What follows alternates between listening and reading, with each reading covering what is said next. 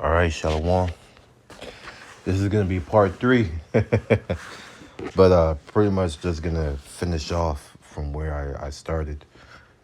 Forgive me for what just happened. So pretty much, it looks like my phone is running out of storage. So anytime it reaches that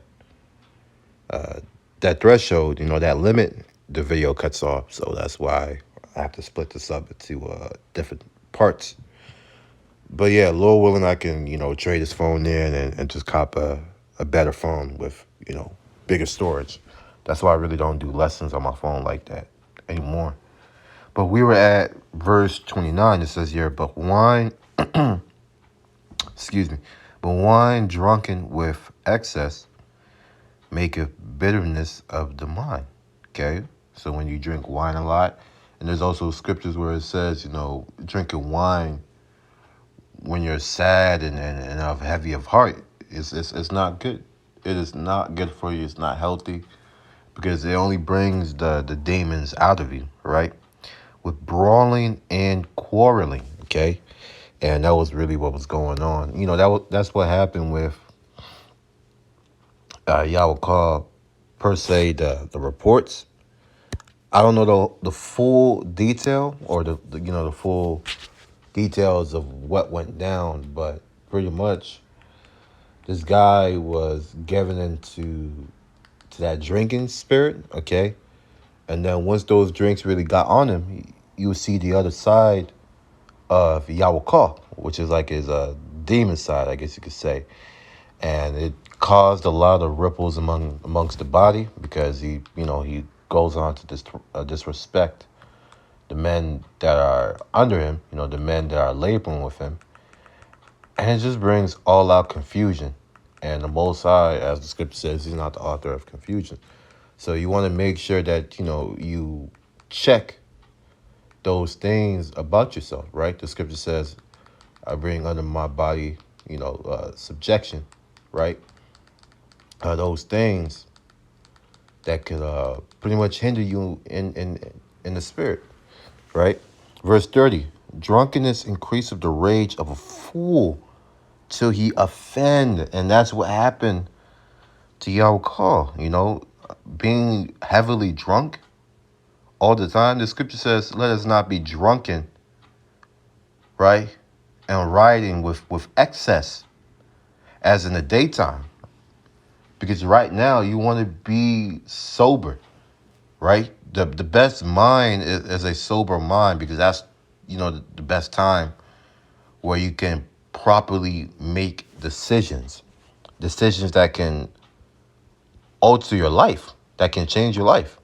So the best time to be sober, right? Or let me say, the best time to really make decisions and reflect and meditate is when you're sober.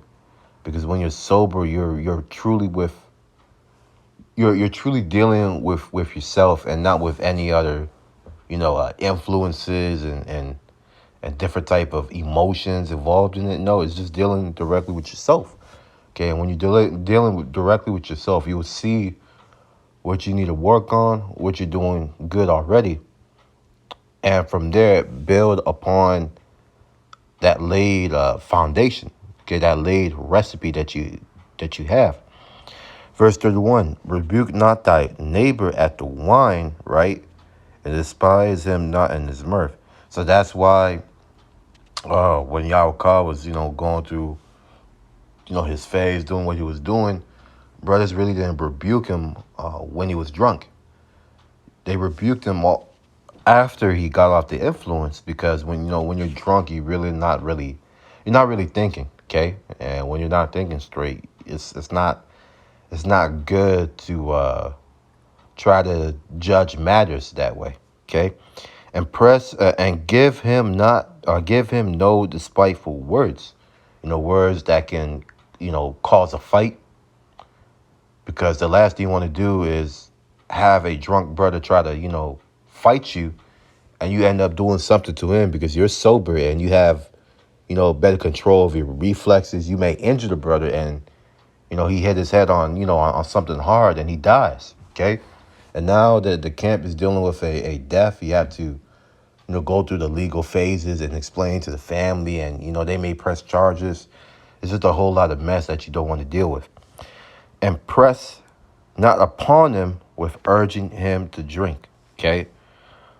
So whenever you're in this situation, you got to always remember to apply these scriptures, and that's why Elder Monaghan, Rosh Monaghan, he pretty much put that order out to say, look, if you can't handle your liquor, then don't be around the Akim, because now we don't want to, now's not the time to to really cause offenses within the body, So I'm just gonna go ahead and leave it at that.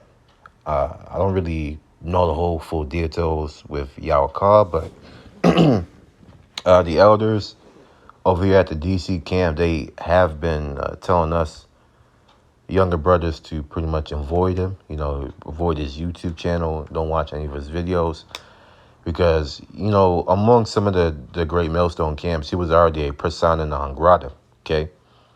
From the way he was moving, from the way he was acting, being disorderly and whatnot.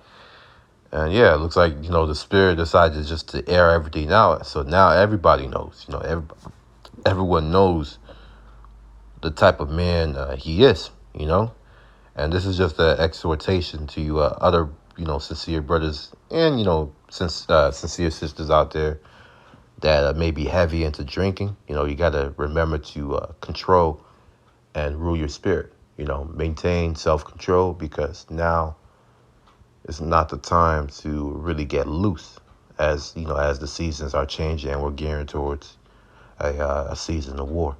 So I'm going to leave it at that. Lord willing, this lesson was edifying unto the elect. Again, I apologize for, the interruptions and the camera cutting off and all that. But hopefully this lesson was edifying to you all. And until next time, Shalom.